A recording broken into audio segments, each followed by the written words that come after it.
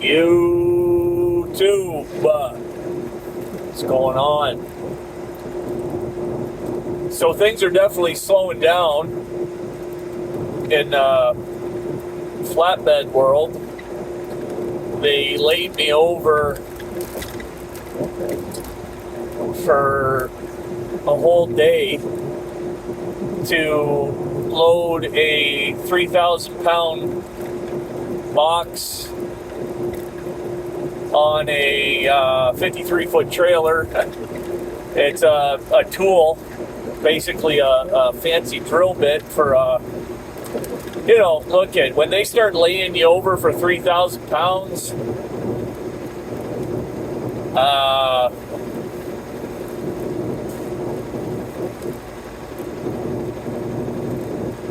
Scary, very scary. What else can I say? I've been doing this long enough. You see the writing on the wall. I did want to talk about a video I seen. It was refreshing. Let me start with that. The video was, you might have heard of the channel, pretty big channel for trucking, Wild Beard Trucking. He does lease purchase with hiRschBAch, and I'm trying to get the right thing over here. He does a lease purchase with hiRschBAch, and it was refreshing in the sense that, like, I come from the reefer world. I spent years doing reefer, and that reefer game is tough. It's mentally challenging, right? It's probably the most mentally rigorous work, truck driving work that a driver can do mentally, because your hours are all over the place. It's mainly late night driving, early morning driving, call it that. You got to get used to sleeping during the day. You're basically working third shift, a 15-hour third shift on the regular, right? And it's consistent work. Like where I live, there's a huge reefer industry. Huge. I could get into reefer work tomorrow if I wanted, right? The problem with reefer work, and the one thing, he was very transparent about it all. The one thing he didn't speak on is how unhealthy of a work, like how unhealthy refrigerated work can be, especially if you're not motivated to get your exercise when you're not driving the truck. Because let me tell you, there was years that I went where the only exercise I was getting was the 60 feet from the driver's door to the back of the trailer to open up those doors and right back, and the odd time walking half a mile in some of these distribution centers to the shipping door. You know how that goes. But really, you have to be very motivated. And I'll tell you, after working, average of 60, 70 hours a week, 60 minimum, working, driving your 10, 11 hours a day, the last thing that most of us want to do is start moving around and exercising. And he's on a dedicated account, this Wild Beard. From what I understand, he's off on the weekends. So that is very, what's the word I'm looking for? That is not the norm that is not normal in reefer work. Typically, you're not working a Monday through Friday in the reefer world. And it becomes a very sedentary, unhealthy lifestyle for me and for a lot of other people would agree with that, right? And once you get to be my age, if you know, the longer you stop moving, the worse it is. You know, when you look at other parts of the world, like take Japan for an instance, I'm not comparing our two countries or anything, but there's a very different approach to aging, right? And that is that they don't slow down. They keep working, they keep moving. And you look at when you look at any older person that is in decent or good health, the common denominator amongst these people is that they are very active, right? And they never slow down. You know, once you find yourself going from your bed to your recliner to the kitchen to maybe, you know, water the lawn and maybe cut the grass back, you know, if you're getting very like that is, it goes downhill very quickly. And you know, it doesn't take a rocket surgeon, a doctor, or a scientist to tell you that, you know. So when it comes to trucking, we're predisposed to these ailments from the jump, right? And this lifestyle will bite you in the ass with the quickness if you don't make an effort to stay moving. You know, you look at another channel that I've talked about on a video or two, Country Trucking. So here's a guy that used to run a cab, right? So sedentary lifestyle. Probably was always a big guy. Mentioned in one of his videos he was 565 or something pounds at one point. Biggest he'd ever been. And he realized as his medical card came up for renewal, he realized, you know, was intelligent enough to realize I got to really make some definitive changes in my life or I am not going to be passing my medical. And so for about, I don't know, it was about 3 months, he went on the carnivore diet, right? He went from eating truck stop food, you know, filling his face with all kinds of fucking nasty shit. We're all watching him just be miserable and get fatter and more unhealthy. Sorry, country, but that's what was happening. To now, he's down 45 something pounds, passed his medical, is more joyous, happy, and free than anybody's ever seen him. You know, doing good things on his channel. You know, and that's great. You know, that's the type of, you know, these are the ambassadors of trucking that we need. You know, people who are going to say, you know what, if you want to get into trucking, this is the reality of trucking. You know, if you want to die an early death, right? If you want to live live an unhealthy sedentary life, like come and do trucking. Don't make any effort to improve your health, and you're going to see yourself backslide quicker. You know, just like just so very quickly, so very fast.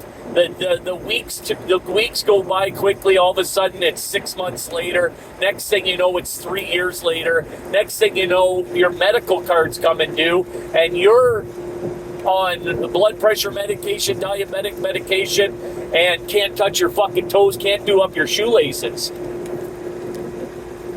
That's what happens, right? You see it.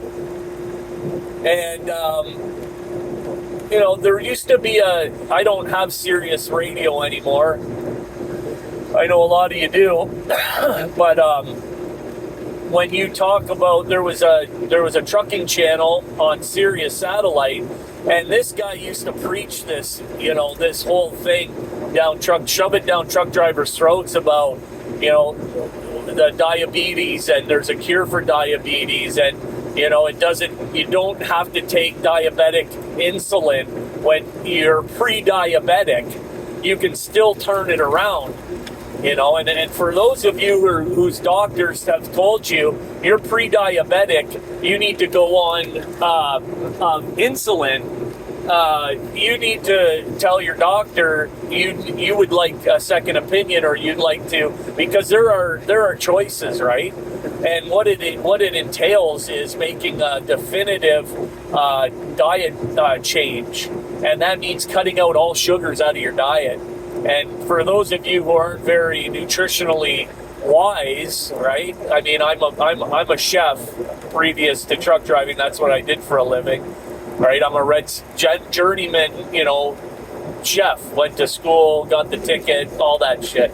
Now, when you talk about starch, people don't understand that when you talk about sugar, you're talking about basically all carbohydrates. All carbohydrates are sugar, right? Every single last one of them. Yes, are some more healthy than others? Is a sweet potato going to have more nutritional benefits if you eat it than a white potato or a bowl of rice? Absolutely. But essentially, that sweet potato does convert into sugar. And you will reap the rewards of the minerals and all of the nutritional value that a sweet potato has. But essentially, it's still a starch, it's still a carbohydrate, it still breaks down to sugar. Your body, at the end of the day, recognizes it as sugar. Okay? And if you're pre-diabetic, you cannot eat sugar. Okay? Insulin is for diabetic people who don't want to get their fucking shit together. Okay? And I'm talking about type 2 diabetes, not type 1. Type 1 is you're basically born a type 1 diabetic, okay? I'm not talking about something a genetic, ailment. I'm talking about something that is completely preventable. Diabetes is completely preventable. Okay, type 2 diabetes. So any of you are out there who, haven't seen your dick in however long, can't tie up your fucking shoes, can't clip your own toenails, right? For any of you who are in that position and driving a truck, okay, or working a desk job or whatever the case may be, you have the power to turn it around. You don't have to live like this. Okay? You have the choice. But it takes work, it takes effort. I know a little bit about it. I'm a big guy myself. And getting, coming full circle now in the conversation, that's probably the biggest decision why I got out of reefer work. Because I personally like reefer work.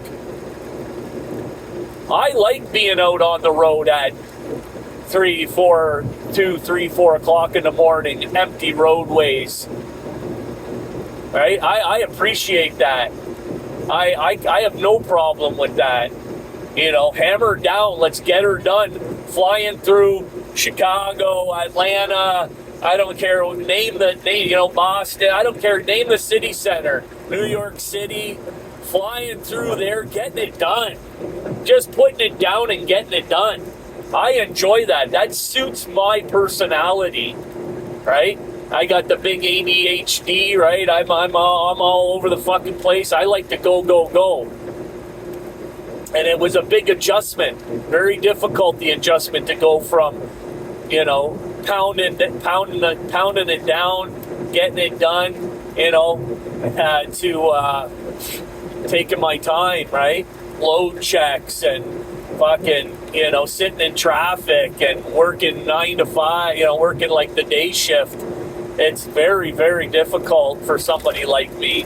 It's gotten easier, but I've had to get my head wrapped around it. Would I go back to reefer work? No. If I had to, yes. If I had to, yes. I would get, if I had to, because, flatbed work dried up in my area, whatever, I'm not making the money I need to make, I would go back. but I can tell you it wouldn't be an easy decision. You know, wouldn't be an easy decision. And that's what I think, you know, getting back to this wild beer video about, you know, should you come to lease a truck at hiRschBAch doing refrigerated work? Yeah, I mean, he nailed it. It's there's only about there's a very select sort of driver that's going to be suited for that kind of work. Number one, suited for lease purchase, right? Because you have to be very self-motivated, right? So they're very self-motivated, especially the lease purchase program that they have over there. From what I understand, is a mileage-based program with a sliding scale. So if you actually want to make any money, you got to put the miles down, man. You know, but if you're as a lease purchase, they don't really give a shit if you only want to do 2 runs a week. As long as you pay that fucking truck note, they're happy. Hey, if you don't need any money in your bank account, hey, we're not going to force dispatch you, right? So that's where the self-motivation comes in. And let's face it. A lot of us aren't we don't work well independently. Some of us need somebody breathing down the back of our neck to, hey, let's go. Hey, what are you doing? What are you doing? Like, what are you doing in the bunk for fucking 15 hours? Right? You know, you see them at the truck stop. You see them. So, and then you throw in, like, some people can't drive at night. Fuck, I love that one. I find it very difficult to drive at night, right? You hear that? And I'm gonna go do reefer work. Here, let me give your fucking head a shake, you know? Like, what how does that make sense? In what world? Fuck me. So anyways, check out his last video there. It's clickbait, right? He says something about it's over, like the title of it, but it's his latest video, and he breaks it down pretty good.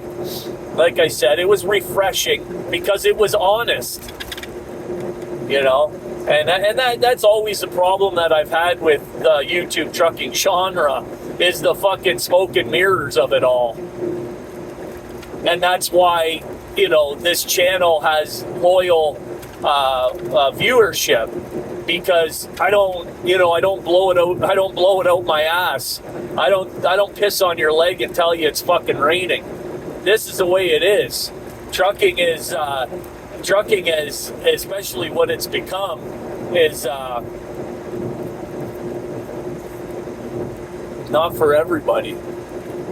Not for everybody. And I'll tell you what I see in a nutshell. I'll sum it up for you.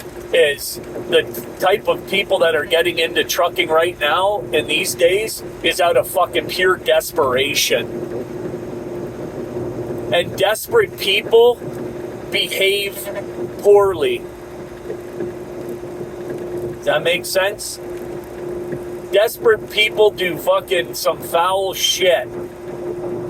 You know? And we're surrounded by people of desperation. And yeah, look it. There's no camaraderie in trucking anymore. What's the easiest way for me to get down road faster? Cut you off. What's the easiest way to progress up the ladder in my company? Step on your fucking head. There's no value in helping someone propel themselves further. Like, that's what I'm seeing, right? I don't believe that, but this is what I'm seeing in trucking. The belief is that there is no value in helping somebody to, you know.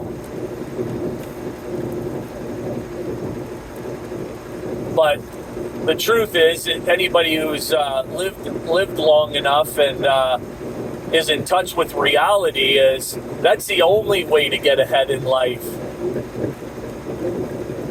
Help thy neighbor. right? Everything else is not as you may get to that place quicker, but it's never lasting. It has no longevity.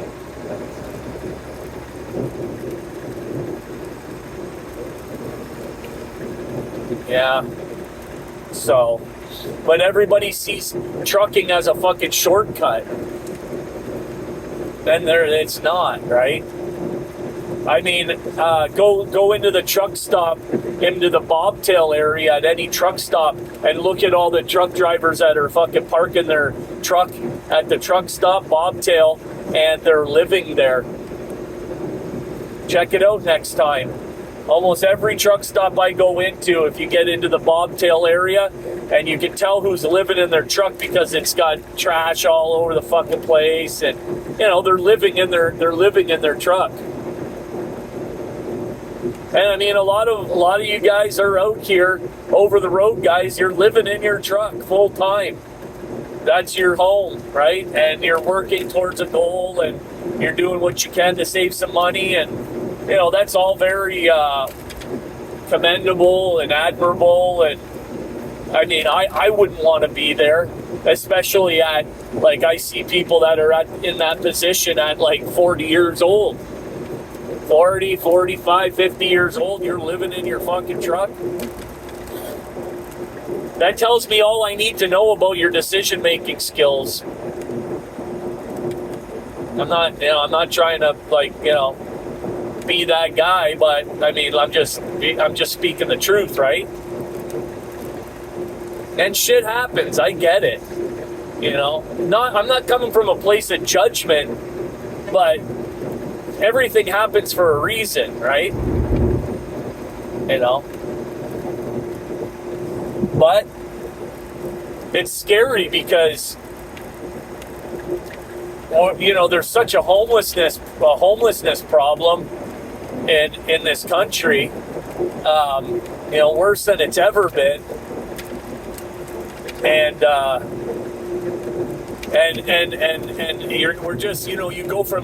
now you're living in your truck. Well, do you know how close you are to living in on the street once you're living in your truck? Anything can happen out here. Very scary. Very scary. So anyways, I don't want to get too, it's probably a little bit depressing enough, but I just thought I'd come on and share my point of view so that you guys can share yours with me. See if we're all on the same page or not. And like I said, I encourage you to check out those two channels that I mentioned in the video, CoNTRaCT and Wildbeard Trucking. I'm sure you already have. They both have like over 20,000 subscribers, and pretty popular in the trucking community, in the trucking genre, YouTube trucking genre community. But yeah. Anyways, leave a comment. Don't forget to hit that like. What else do they say on YouTube? If you're not subscribed yet, but you watch the videos, hit that subscribe button for me, if you don't mind. I'll start tapping in more often, and we'll see if we can get the channel back into the algorithm, because it feels like the channel's buried right now. It feels like it's a bit buried. I'll have to put something into the title of my channels to kind of get it, get into the algorithm mix again. Some sort of, not clickbait, but how people do what they put in the title, and it affects how they send it out. Anyways, guys, I hope everybody has a great rest of the week. It's Wednesday, April 23rd, and so I hope everybody has the rest of the week. I'll tap in once more before the end of the week. Driver's Lounge over and out.